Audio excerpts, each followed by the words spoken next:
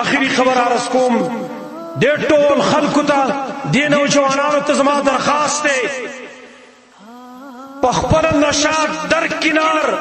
نور خلک هم د نشو نه بچ کړي نور خلک هم د نشو نه بچ کړي نو دا یو واقعه د ذکر کومه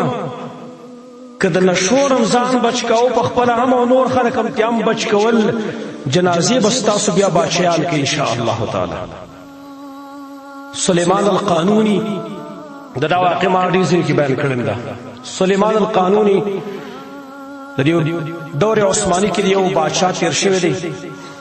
ډېر عجیب غونتی بادشاه سلیمان القانوني د عجیب غونتی طرز و دی به اکثر د شپې راووته په دې کوڅو کې به ګرځېده یو شپه باندې اچانک خپل ګارډ ته ویل خپل فوجیانو ته ویل ال زر زر زر اسلحه راوالي اسونه راوباسي زید شپې وضو لږ معلومات کو چراوت ل شپې ګارډ ور سره دی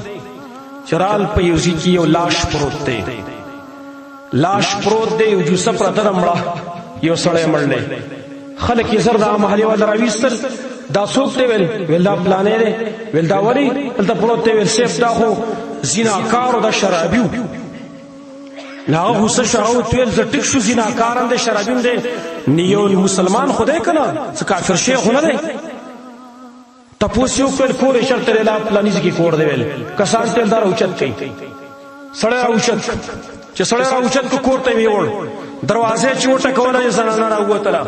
زنانه چې راوتله هغه چې کړه دا ولید د دې سړی خزوا یو دم پچغو شو ډیر زیاتې وژړل سلیمان القانوني نه پیژنته چې دا څوک دی سلیمان القانوني ورته وایي خور ولې ژاړې هلته خلکو ویل چې شرابي دی دا زاني دی زیناکار دی ته پې دومره چغې وې او ورته ویل صیب وروره ویل دا نه زیناکار دی نه شرابي دی زه حقیقت درې تا ته بیانوم اصل حقیقت دا دی دا زما خاوند چې و د بچي نه کېدل دی د بچو ډېر زیات ارمان و چې مار الله بچي راکړي او صدقه جاریه به زما دپاره وګرځي لیکن الله اوسه پورې بچي نه ورکړي د کار دا و چې دی به سهار کله لاړه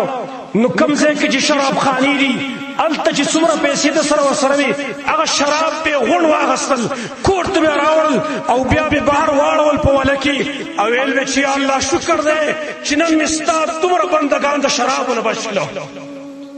او لاړ بالته چې کومې کنجرخانې وې د هغې نه به یې زنانه راویستلې ورته ویل تاسو خو زنا کوئ د پیسو دپاره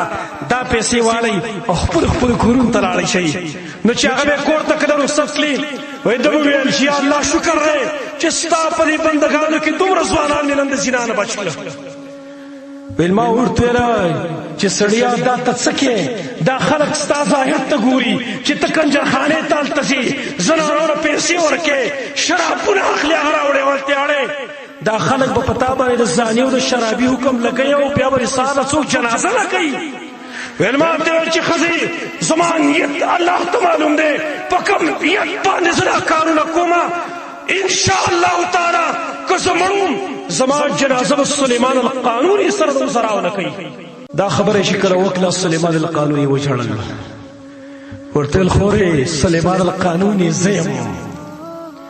او انشاء الله د جنازه به نن سلیمان القانوني کوي سره د ټول وزراو د مملکت ته اړ وکسارله ټول د مملکت وزیران څومره نوکران چې دي او څومره خلک دي ټول راوځي نن جنازه ده د دې مسلمان هلته پې ودرېدو او جنازه ول ټول مسلمانانو وکړه وای داسې جنازه په تاریخ کې د چا نه ده شوې خلک د شرابو نه بچ کوي خلک د زنا نه بچ کوي بادشاهان به ستاسو جنازې کوي انشاء الله تعالی الله رب العالمین دې موږ د هر قسم ګندګۍ نه د هر قسم نشو نه موږ وساتي بله جمعه کې به انشاء الله بله ګناه کبیره بیانوو اقول قولي هذا واستغفر الله لي ولكم ولسائر المسلمين